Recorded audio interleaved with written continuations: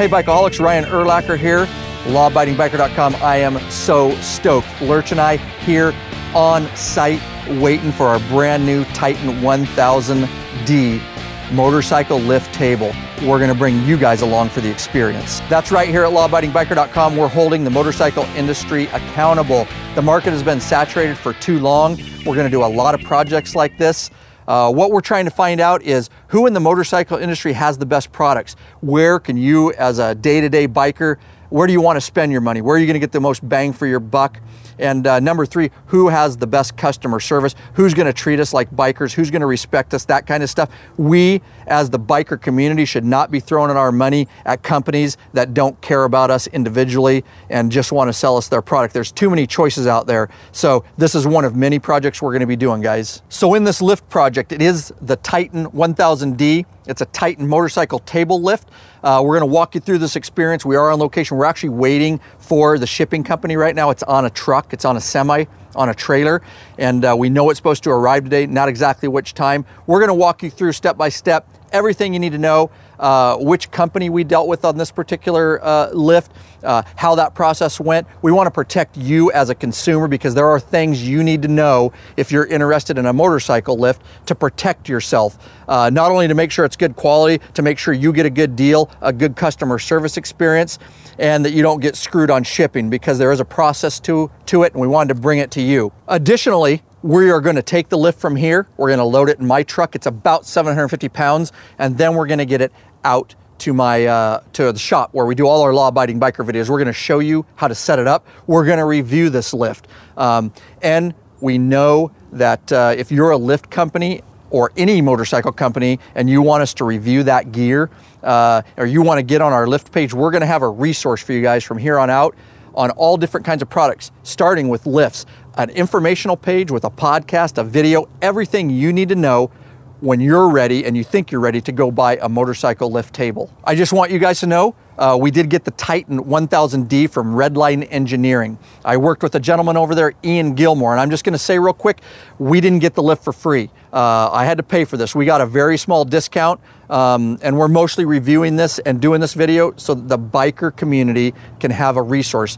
There's so many lifts out there, they're everywhere. It's very, very confusing. We wanted to put it in a nice little package for you guys. So we did pay almost full price for this lift. I will tell you, I reached out to multiple lift companies. Some didn't respond. I will never use them again. This is what I'm talking about holding the motorcycle industry accountable. If you don't have the courtesy to respond to me, I don't want your products ever. Ian was really good, Ian Gilmore at Redline Engineering. He worked with me. I did a podcast interview with him. He gave me all the information that I needed, gave me a small discount, really wanted to get a lift in our hands. So thank you to him. Thank you to Redline Engineering, the first lift company that we're gonna review here. And hopefully in the future, we'll be reviewing some other lifts and maybe some other distributors. There were a few other distributors that got a hold of me, but it just didn't work out. We're just gonna do one project at a time. So why, you're asking, am I at an industrial shop away from my home? Why don't I get this just delivered straight to my home? Well, let me tell you, these things are really heavy, guys. It takes a different kind of shipping. It's 750 pounds. We got it with the side tables. So the lift, the side tables, the Titan 1000D, that way you can get an ATV on it, or you can use it to set your tools. Additionally, we got a mini jack with it, so we can jack the bike up on the lift, and we can use that rear wheel dropout so that we can go ahead and take the rear tire off. So a pretty heavy package, about 750 pounds. Yes, you can have it delivered straight to your home, with some exceptions. Think about this. This is coming on a semi truck, guys. This is not going to come on your local UPS truck. It comes on with a bill of lading, complete freight, you know, on a semi, on a flatbed, however it's going to come. That needs to be offloaded, and that semi needs to be able to get into your neighborhood or pull up to your house. So if they can't do that, they're not going to deliver it. If they show up and they can't get into your house, or they can't back their truck into there, well, then you're screwed. They're gonna leave with that lift because they can't get in there for you to offload it. So you save some shipping money if you go to a local business. They could get in my home. Where I live, there is enough room. However, I'd have to have you know, 6 or 7 guys on staff to get that off. Because these truck drivers, when they show up, guys, just know they're not gonna wait for you. They expect you. The truck driver doesn't even know what he's delivering to you, probably, for the most part. He just knows that he's got to get this off his truck and he's got to get the next thing off his truck. It might be a mixed load. So when they show up, you guys better be ready to get that lift off their truck so they can move on. You can have it delivered. I do have the room at my house, but like I said, I have to have people on staff to do that. However, I would still pay extra additional fees because they were delivering to a residential address, and it may take a little longer for offload. I save some money, and you can too if you have a business that you know, and they'll let you use their business address, and it's more of a shop type facility, especially if they have a forklift, which we really appreciate the business doing this for us here locally, and they're gonna let us use the forklift. That saved me a ton of money in addition to the expensive shipping that we already paid. So that's why we're at the local business. It's something you need to think about and figure out where you're gonna have this thing delivered and if it is feasible and it's gonna work for you. All right, so what are we looking for, guys, when this actually shows up? This is UPS freight. You're gonna get a bill of lading. You set all that up with, when I talked to Ian Gilmore at Redline Engineering, we set all that up. It has to be shipped to the business, of course, to save that additional money. I had to give them the address that it needs to be to come to, and also the hours of operation for that business. It is UPS freight, different than regular UPS, of course. This is freight, and so you can track it. It has a number and all that good stuff, but they're only going to tell you if the business is open 8 to 5, and that's what you give them. They're not going to be able to tell you exactly what time it's going to show up at the particular business. So basically we said it's 10 to 3, sometime between 10 and 3 a.m. or 10 a.m., 3 p.m. They're gonna show up. So what does that mean for Lurch and I? We get to spend the day at the facility waiting for the lift. So you ask yourself, why do Lurch and I have to be here on site? The business owners are our friend. They've allowed us to have it shipped here. Why don't we just have them sign for it and unload it with the forklift real quick?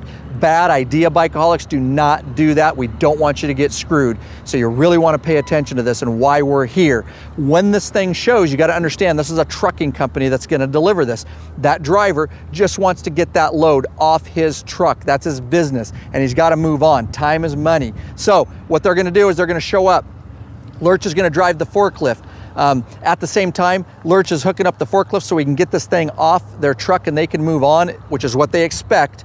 I'm going to be inspecting the load. You guys are solely responsible for inspecting this load. If you accept it and sign for it and offload it, you own that product, guys. And Redline Engineering, or I'm sure any other lift distributor, is not going to be able to help you because you signed that it was a satisfactory, that everything was there and that it was in good condition. So we're going to inspect the boxes for forklift punctures. We're going to make sure the boxes look intact. Ian Gilmore told me exactly what's coming. He gives a good description. It's going to be a long box. It's going to be, you know, rectangular. There's going to be another box strapped to that. That's the side panels. The big one's the lift. This is the side panels. And then there's going to be a smaller rectangular box. That's the mini jack that's coming with it. We want to look, do we have 3 packages? Are these packages in good condition? Or did some warehouse stick a forklift fork through it? Those are the things we're going to be looking for. Once we inspect that load and it all looks good and everything's there, then Lurch is going to go ahead and with the forklift, he's going to go ahead and move on in, grab our product off the truck. At that time that I'm satisfied, that is the first time, and the first time I want you guys to put your signature to anything. If the truck driver shows up and says sign here, don't sign it, guys. He's just doing his job. But you can get screwed once you sign. Say, I'll sign it after I inspect my load and after I offload it. Get it unloaded, guys. Then if you're satisfied, sign. Just know that you own that product now, and if something's wrong with it, you're the one that's gonna have to pay for a new part if it's broken or something like that. I will tell you another way that you can get really screwed up, and that is if there is damage to the product. And while we're inspecting it, we're looking for all these damages and forklift holes.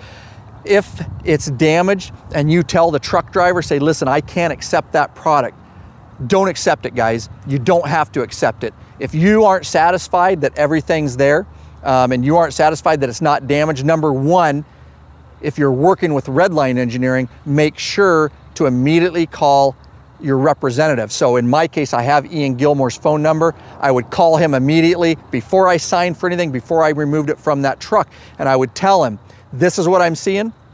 This is what, this is the damage I'm seeing. He's gonna make a decision there whether to leave it on. He's gonna tell you not to sign for it, and he may decide, have it shipped back to us. Yeah, you're out of lift at that point, but at least you didn't get screwed with a damaged lift. Or he may say, go ahead and send me some pictures. Be prepared with your iPhone or Android or whatever to take pictures for him so he can make an educated decision on how he wants to handle it before you sign.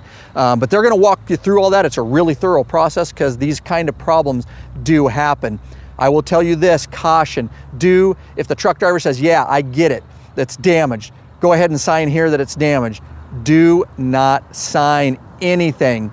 Even if he has to leave with it, you do not put your signature to anything. If you don't accept the product, you don't sign, because what's happened in the past, guys have signed for it, they don't really know what they're signing for, and now they own that product, or they signed that it wasn't damaged and stuff like that.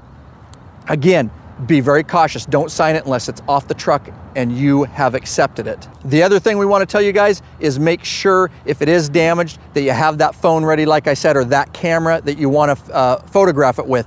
They do ask that you take a picture of the actual truck with the merchandise on it if it's damaged. And then you can get close-ups and move in and get shots of the damaged product. Reason being is, yes, they have had in the past where a person either offloaded and took pictures of the damage, or they just took a picture of the damaged product on the truck, but you can't tell that it's still on the truck. Well, what these trucking industries, some will do is they will say, that's not while it's on the truck, that got damaged after I left. You really need to create the scene if you experience a damaged product and you're not gonna accept it, is get those shots, get it of the truck, get it on the load, get up on there, inspect it, get those real close-up shots. Number one, that's going to protect you. Number two, you can't get screwed by the trucking firm. And number three, that's going to give Ian or whoever you're working with at the lift company some idea of how they're going to handle this particular situation. So I know we take a lot of time on this, guys, but I want to get across,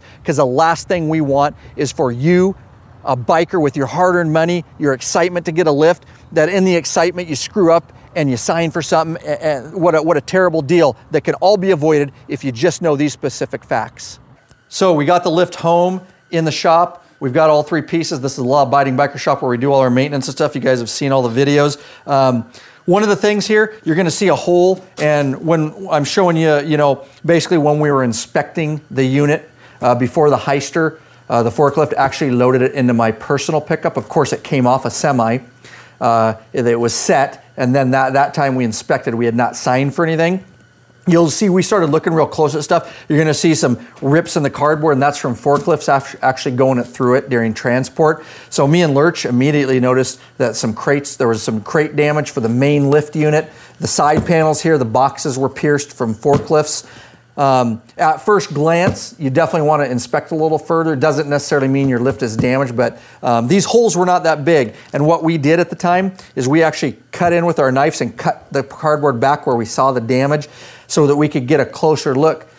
Again, you don't want to sign for this unless you know it's a unit you want to accept. So don't hesitate to cut the box apart. It's a product that you've got to accept. So cut into it, figure out what you got. We did notice, I didn't call Ian on anything. I took good pictures. At the end of the day, we signed for it. We were happy with it. I will tell you that one of the side panels here, it's something we accepted, and this is completely up to you, but this particular side panel is just one piece. Me and Lurch did notice one of the forklifts did damage it a little bit of transfer on it.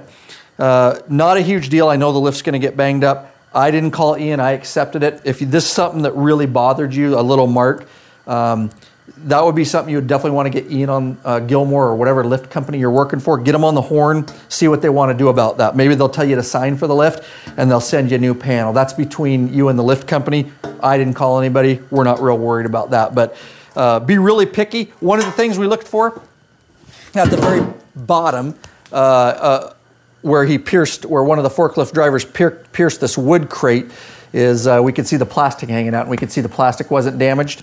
So that indicated us that it didn't actually go into the lift. It was just some crate damage. So we got Cuz here in the shop. We're super stoked, man. Let's unbox this thing. What do you say, Cuz? Let's do it. All right, let's do it.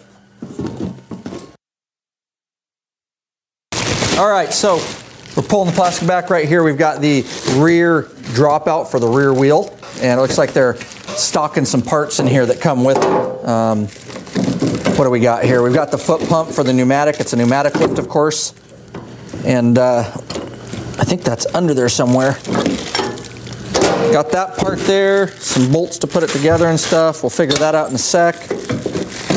And this is the actual dolly that you can move the lift around. And actually, I think we're gonna have to actually get the lift out of here before we can access this stuff.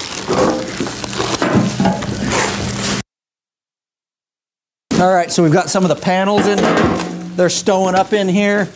We've got one of the rear wheel drop out here actually with the roller.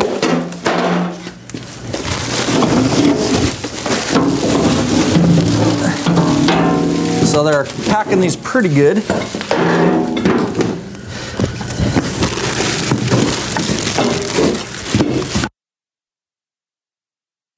All right guys, so remember 3 different packages. This is the actual lift, of course. We've got the pneumatic foot pedal. We've got a dolly over there. That's to dolly it around. Over here, some extra parts that came with the lift. Of course, these all have their purpose. We're gonna get to that when we actually show you guys how to put this thing together. These are the extra panels. It comes with some instructions. You're not gonna need those because we're gonna show you how to do it. And it comes with some extra bolts. All right, let's move over to the mini jack. So this is the mini jack. This was an addition. This doesn't come with the standard lift. You can just get the lift. This is the mini jack. This is gonna allow us to jack the bike up and use that rear wheel drop out so that we can have some functionality when it comes to taking rear wheels off. That was an addition to ours. You can also order that with your lift. Let's move on over to the additional side panels that we ordered. Again, guys, this is an addition. These are the side panels that will actually make the lift a lot wider, both for ATVs and a place that we can work and set our tools. Of course, these are the bars. You should have these come with it, 3 bars, a couple of these panels. We're gonna show you again when we put it together what all this is for. But so 3 different packages, these are all the parts. What are you waiting for, Bikeaholics? Let's get this frickin' lift together, huh? All right, so what Lurch is doing right now and Cuz is they're actually, the first thing you're supposed to do is lift this lift up. It's got a safety catch. And the first time you do this, you're gonna have to reach in like Lurch and release that safety catch so that it can go into the little safety teeth there. Now the table will be easier to work on. So what Cuz is doing right now, he's got the stabilizer bar in his hand. He's gonna start removing the pins. There's both ends. He's just gonna do one end and then we're gonna slide it through one of the base parts on this. You'll see in a moment, and it stabilizes the whole lift. So now that the pins are out one side, Lurch is just gonna go ahead and slide this pull through the base, the stabilizer pull. And then once it's through there, Cuz is gonna put the pins, the end pin and the other pin, and that will keep it in place. And that just gives the lift overall stability from side to side. All right, and what Cuz has here is the front panel that goes on the front of the lift, and he's just gonna slide that right onto the lift. And there's some different adjustments, as you guys can see, on the holes on this lift. And there's an actual 3 holes here on the side, and our side panels will usually actually use one of these. But if you wanna do a stretched or raked out bike, you can slide it out as Cuz is showing you there. You can actually slide it out. We're gonna bolt it down at the lowest setting, I would say, or the least in length, because we're just gonna do standard Harleys right now. Once we put the little, there's a couple eye bolts that we're gonna put there you can put in there that you can put your ratchet straps to. And that's actually gonna bolt this nose piece right in place. So if we ever did do a stretched bike later, we're gonna have to take those out and readjust this nose piece. And so that's what Lurch and Cuz are gonna work on right now. Simple eye bolts with a nut and washer on the bottom. And that's what we can tie our ratchet straps to. So I've got the side pulls now. Again, if you just order the lift, you guys aren't gonna have these. These are actually to attach the side panels to make this lift wider. There's some pins in the end. They're just gonna pull those and then slide them right on through the lift. There's one for front and back. All right, so they have the side panel now. Again, this kit doesn't come with the side panels. That's an addition to make the lift wider. And after they have the pulls in, you're gonna see they're just gonna slide a panel on the one side, and then we'll do the same again right over those pulls. Beautiful part about these side panels, guys, is it makes it large enough to put an ATV on, but even more than an ATV, it gives us a workspace where we can set our tools and stuff. So they're pretty handy. Again, doesn't come with the standard Titan 1000D kit. And of course, they're just finishing up putting the other side panel right across those 2 pulls. And then there's some cotter keys that we'll put in each side to keep those side panels on. You can see Lurch is putting one there. So what we're doing now is taking the fixed side of the front wheel clamp. There's some holes in that front extension plate, and it helps to have a 17mm box end wrench and a 17mm socket. Cuz is on top there. He's actually gonna feed the bolts through that come with the kit, right on through those holes, and then Lurch is underneath with the socket. And of course, they're just gonna tighten those things down real good, and then we will go ahead and move over to the non-fixed side of the clamp and put that together and show you how that works. So what Cuz has in his hands there is the crank, and he also has the adjustable side of the front wheel clamp. And he's gonna go ahead and crank that out a little bit, and you'll see that plate. There's 4 bolts that need to go in there, and their 14mm wrench is what will do it for you right there. And then we'll show you how to get the rest of this, and we'll actually complete the front wheel clamp assembly. And now what they're doing is just, they've got the bolts, 4 bolts. We're mounting the adjustable side of the front wheel clamp. 4 bolts through that front of that deck, the main lift deck, and that front extension panel. And one of them is underneath, putting the nuts on the bottom. 17mm wrench is what you're gonna need for this. And the last part to complete the assembly, they've got the front wheel stop. Basically, it's a bar to stop your motorcycle so you don't run off the front of the lift. It's got 1 bolt that you just put through. Again, 17mm, and we'll secure that right on there. All right, and so the front wheel clamp is all assembled and ready to go. We'll move on to the next step. All right, and the last thing here, one of the last things is the ramps. And of course, we got 3 of them because we got the side panels with it. And they just hook right in. And they dangle a little bit. And then when of course the lift goes down, they'll match the level of the concrete. Or not quite, because the lift will still have some height on it, but. So the kit comes with the standard lift. The Titan 1000D comes with 2 drop-in panels, 1 solid panel as you see there that he's going to actually drop in there. This is the rear wheel dropout. So when you're taking your rear wheel off, and of course we have the mini jack that goes with it. We'll show you that here in a second. And then it has an additional panel that has some rollers on it. And what this would be used for is if you have your bike on there, you could actually roll your rear wheel within reason. You wouldn't want to use it as a dyno or anything like that, but you could certainly roll your rear wheel to check spokes or to adjust a belt or anything like that. And on each side of the safety latch, there's little plastic handles that we can put on. Just make it easier to grasp onto the safety latch. Both sides for these. And they just thread right on.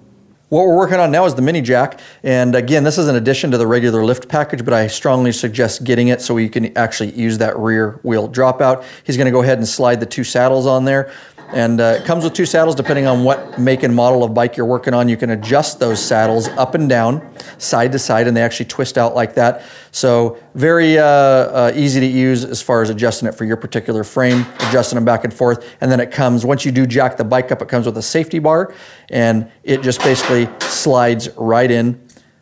And that's kind of a safety catch, just like on the lift, so that the bike doesn't come down if the hydraulics were to fail. And it is a 17mm wrench that he's going to use to tighten those saddles down into place. And then it also comes, the last thing is with a crank handle, and that's actually to just crank the jack up and down on the very end there. So we've got the lift all the way to the ground. We've got the regular ramps that come with it. We also have an extended ramp for a little bit more stretched out bikes. But we're not going to use that right now. We'll show you in a minute. But right now we're just going to go ahead and pull a 2012 Road King onto the ramp.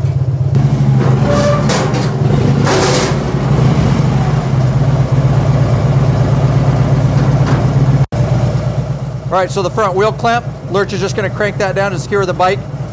And you can also move the bike back and forth just a little bit. Takes a little to play out, make sure it's cinched in there real good. And of course, for ultimate safety, we would do some ratchet straps and some tie downs to actually secure it to the lift itself. All right, we're just going to back the bike off, and of course we've got the extension ramp on there, make it nice and smooth. The other nice thing, if you guys get those side panels, we strongly suggest it, because as you can see, he had somewhere to put his feet on those side panels. If you don't have those side panels and you drive the bike up on the lift, you better have a plan of how you're going to catch the bike once you're up on the lift and you don't want to fall over on it. So they're nice for that too. And real quick, guys, I wanted to do a comparison for you. We have the extension ramp on there now for getting up on there, and you'll see how much nicer and smoother it is. So definitely a nice addition to get bikes up on there instead of the regular, ramps that have the real hard angles. So let me show you the difference.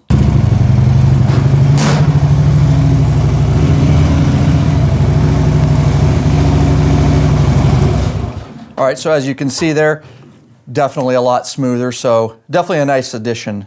All right, so of course it's pneumatic, runs off an air compressor. We've got a pretty large air compressor to run at high pressure, so it should operate pretty smoothly. It's got the pedal both for up and down, and as soon as he gets it going up there, we're gonna go ahead when he can, and he's gonna reach under the lift, and again, as you can see, he can just leave it there and let it lift. Don't need to keep pressure on the pedal. And he's gonna grab the safety catch, and he's gonna let it drop, and then it's gonna go ahead and sink into each of the teeth. And as it goes up, it will just click into each tooth, and you can stop it at any point you want for whatever height you want, of course. And make sure you use that safety catch, of course, at all times. And then he'll actually back it off, back the air pressure off. Once you get it to the level where you want it.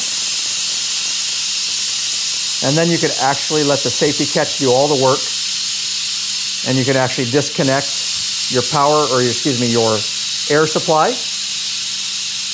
And you can kick the pedal actually underneath the lift so it's out and clear of your workspace. All right, and procedures for lowering it is simply, he's actually gonna lift it to take the pressure off of that safety catch. Get the pressure off of it. Once he sees that he can actually take the pressure off the teeth there, he'll actually take the safety catch and put it back in its mount underneath the table. And then we can let the lift down the rest of the way. And you can see the pressure came off of it there.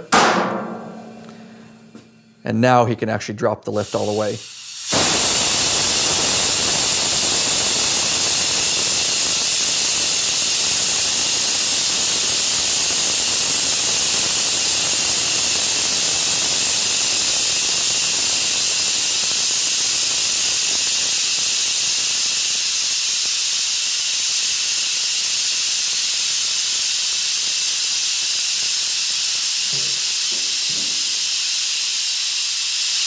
And a very nice, smooth lift. So right now, we've got a 2012 Road King on the lift, and it's pretty standard frame size as far as, street glides and ultras and Road Kings and all that kind of stuff. If you're gonna use the rear wheel dropout with the actual metal wheels in there so that you could turn the wheel to adjust the belt, or look at spokes or clean your wheel. A lot of people use them to clean the rear wheel, so you don't have to take your saddlebags off and stuff. We like this lift, pretty much everything about it. We did find one issue. If you are going to use this panel, we're going to move up the front. I'm going to show you what I'm talking about. We've got this adjusted with this front wheel clamp and that back roller plate on there. If you're going to use it this way, you can see that the rear tire is in between the two rollers, yet there's no more adjustment on the front of this Titan lift. What I'm saying by that is we can't unbolt. There are a couple holes that you can move this wheel clamp forward and reverse depending on exactly where you want it to sit. Of course, that front panel extends out, but we literally cannot get this lift any shorter than it is, and we're unable to get the front tire all the way into the front wheel clamp. So the option to use if you're going to use that is to go ahead and crank it down the best you can. This is going to be our suggestion. And get what you can with that clamp on the bottom of that tire. And then, of course, as we suggest whenever working on a bike on a lift, even if you're not, worried about having it all the way in, is to use straps. And we've got the little eye hooks on both sides there, little eye bolts, and go ahead and use some ratchet straps and strap the handlebars down. So it is usable as far as getting the bike on there and putting it on with the dropout panel with the rollers. However, you're going to run into that problem, but it's still doable. So we like this lift, everything about it, but that is one negative that we found with this. So we just wanted to mention it to you guys. If they could fix that little design flaw, we'd give it a 5 out of 5. We're at about a 4.5 star with the review on that. And that's one of the only reasons that we did that. Certainly, if you wanted to, you could grab a drill and go ahead and drill new holes back just a little bit farther, and of course you could put it right where you wanted, but we think out of the box it should have a few extra holes so that we could make that happen without making any alterations to the lift.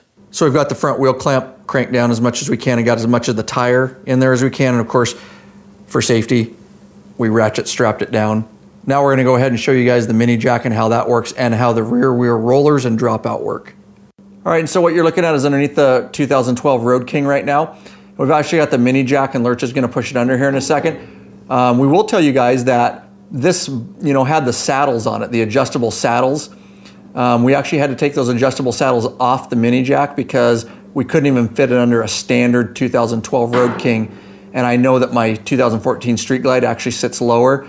So you may have to get rid of those saddles unless you're using a taller type bike. So we're just gonna slide the regular mini jack under there. We've kind of got a flat frame underneath, and we've got flat bars there, and we'll actually lift the bike up just like that. All right, Lurch is just jacking it up right now. Of course, he's got the jack handle and all that. And we'll just go ahead and lift the bike up so we can take some pressure off the rear dropout panel here in those little wheels, and we'll show you how you can turn this wheel to clean it or adjust a belt or anything like that. One thing we want to tell you guys is obviously this is kind of a pain in the butt, the crank handle that comes with it. It works. We're definitely not marking it down for that. But if you just grab a 7/8 inch socket, then you can actually throw that on there and you can really lift the bike up and down a lot easier. So just a little trick. And of course, the bike's up off the rear wheel dropout now. And you could certainly turn your wheel and clean your wheel and do, a lot of stuff like that. You could actually, pull your axle. And if you were to pull your axle, here's where the dropout panel, we could actually pull the dropout panel out. And then once that axle was out, then we could go ahead and we don't have to lift the bike and jack it up as high. We have plenty of room to go ahead and drop that rear panel. And now you see how convenient that is. So when you guys are looking at lifts, you really might want to consider making sure you get one. It's a little extra cost sometimes, but that rear wheel dropout is super, super handy. Another thing we've learned here is you actually have to crank the jack up just a bit to get the safety pin. And you'll definitely want to jack the bike up far enough if you're working on the rear wheel and stuff and you're going to use that mini jack, far enough so that you can seat this safety pin in. And again, that safety pin is just like the safety catch on the lift itself. That way, if the hydraulics fail on this, you're not gonna dump a bike on your hands or worse, your head or something like that. And that's the safety pin for the mini jack. So one of the times you might have the rear dropout in with the rollers is if you're going to actually work on your belt, if it's a belt drive bike or a chain driven motorcycle, and you want to see if it's tracking some things like that, you could certainly use this rear wheel dropout. Or if you just wanted to shift a bike into into first gear, something like that, don't use it as a dyno or get up in multiple gears. But we're going to show you that you can actually start the bike up, put it in first gear, and use those rollers. We wanted to mention real quick that additionally we have the straps for safety. We've got the front wheel clamp locked down. It's also a good idea just to keep your kickstand down if you have the additional side panels. And we strongly suggest getting those side panels, guys. Everything we've seen in reviewing this lift and using it, I couldn't imagine having it without the additional side panels for a lot of reasons. To put your feet on for the bike, to put tools, and again, the kickstand right there.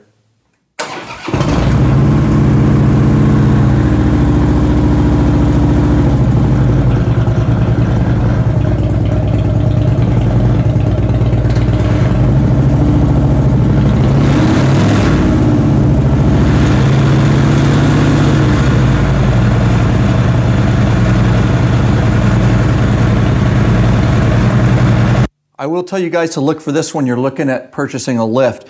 This is a front wheel clamp on the Titan 1000D, and inside this wheel is the rubber strips, really nice protective rubber strips so you don't mar up your expensive wheel.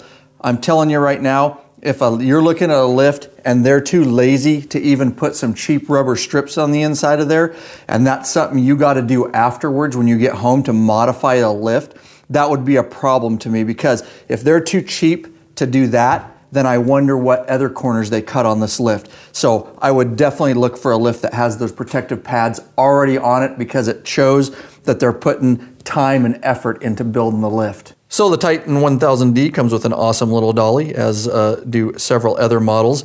First thing you need to do is just go ahead and remove the back panels, the ramps, so to speak, and the dropout panel.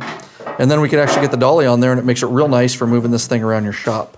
So with the rear panels removed and the rear wheel dropout, it comes with a nice little dolly. And we did learn something we want to tell you guys about. And that is, it just goes into the little hook there that's built into the lift. And you can see if you have the lift all the way down, he really has to, the hook doesn't seat in fine, as you can see. He has to go all the way to the ground. It would be really hard to move this lift around the shop. So what we learned is, by simply go ahead and, if you're going to move it around, go ahead and put it in the up position. And let me show you why. You'll see as he's lifting it up, that little hook is actually coming down, and that whole part of the bottom frame and the supports there is turning. Now he can simply get that dolly on there. He can hook it up, and now he gets the leverage he needs to go ahead and lift it, and now he can move the lift back and forth with pretty much a lot of ease. And it's very nice. You can go around your shop with it, but we will tell you, we tried it at first lifting it all the way flat, and that's not the way to do it. Make sure it's in the upright position. So one of the things you may be considering is a lift is big. It can take up a lot of your shop. Are you going to be able to pull a car in? This is a GMC Yukon, and the lift is all the way down, and there's no way, even if we took the side panels off, that would be fine. It's actually the height of it, so it would actually start hitting stuff. There's no way where you could pull your car in over this particular lift unless you had a really large 3/4 ton pickup or something like that. You're going to need a lot more clearance than a standard SUV. The other option is, we talked about this a little bit with Ian Gilmore, is if you wanted to, you could actually cut your concrete out and you could actually recess the lift a little bit, or at least so it's flush. And so it would be really easy to pull a car in then, of course, because you wouldn't have to worry about straddling it. However, note to yourself that you probably want to get a 1,500 pound lift if you're going to do that. A lot of the 1,500 pound lifts actually lift a little bit higher, and this particular lift, this 1,000 pound lift, is just the right height for us while we're working, and we would hate to recess it because we would lose 2 to 3 inches if we actually cut the concrete out and put it in there flush. So some things to think about when you're ordering a lift. As usual here at Law Abiding Biker Podcast and Media, we don't care what you read or what's been said. What we care about is real life environment. If you're to get one of these lifts and bring it to your garage or shop so you can save money and you can wrench on your own bike, you know, what kind of compressor do you need? Now, I have an industrial size air compressor. Do you need one of those? Not necessarily. I'm actually going to test it right here for you and tell you actually what it does and what it will do. Takes about a minute, generally speaking, to get it from where it is now all the way to its maximum height, this Titan 1000D. So basically, whatever pressure we determine that you need, you're going to have to hold that for about a minute. I've got it set at 60 PSI right now, and let's go ahead and give that a test. I'm going to go ahead and hit the pedal. It's at exactly 60 PSI. As you can see, it's starting to lift it, but it's quickly, with this 800 pound bike, going to peter out on us right about there. So let's go ahead and bump it up and see what happens. So here we are. I bumped it up to 80 PSI. It's at its lowest level now. I'll go ahead and hit the pedal, and we'll see if we can get any more out of it at 80 PSI. Of course, it's lifting the bike at this point. And again, you know, generally speaking, about a minute to get it at its fullest capacity. And of course, I can hold 80 PSI, no problem. And it's awfully slow at 80 PSI, and I don't know actually if it's gonna peter out right about there, guys. So you could lift it part way, but you're definitely not gonna get it up all the way to its maximum height. So I'm gonna go ahead and bump it up and see what happens. So now I've got it at 90 PSI. Let's go ahead and see what happens. Of course, we know 80 is going to lift it, so 90 should lift it no problem. But will it be able to get to maximum height at 90 PSI? And so you can see there, it's still lifting, and those are the teeth you hear, the safety catch. And it made it, and yes, it did. It was slow and hesitant at 90 PSI. So although it was slow, 90 PSI did get this lift, the Titan 1000D, to full capacity. I would want more than that, so let's bump it up to about 110. So just know at 90 is going to be the minimum, guys. 90 PSI to get this, to get up all the teeth for the safety catch and at maximum height. But of course, let's see how much quicker it is if you have more PSI than that. So of course, my air compressor is industrial. I've got it set to 110 PSI. Let's go ahead and look at the difference. And you can see how much quicker it's lifting the lift. It's very solid. So it is better to have, you know, the extra PSI. It's quicker, but can you get by? Absolutely. And again, it's actually going to be less than a minute. And I'm going to go ahead and set this safety catch. And you can see in the teeth there, and there we go. That's full capacity. And then I'll go ahead and back it off. so that the safety catch sits right on the teeth there. And there we go. So definitely pretty quick if you have more pressure, but the lower PSI will get it done. But that's a real world test, guys. That's really how it works right here, as you saw.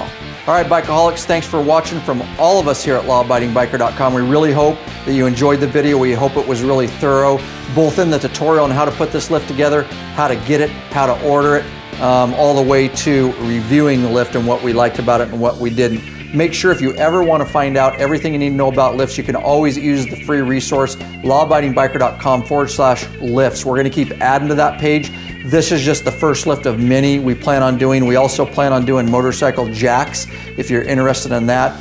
If you're a lift company and you want to get your lift, if you trust your lift, you want to get in our hands to review thoroughly and put it on this page, go ahead and hit us up, lawabidingbiker.com/contact. Thanks again, guys. We're going to keep coming at you with a whole bunch of videos. Peace out. Keep the rubber side down, shiny side up. If you haven't subscribed to this channel, you're really missing out. Make sure you subscribe to Law Abiding Biker YouTube channel. We put out new videos all the time. Make sure you get on the email list, lawabidingbiker.com/email club. I also send out emails when there are new free videos available, and we are in the process of doing a ton of videos for you guys.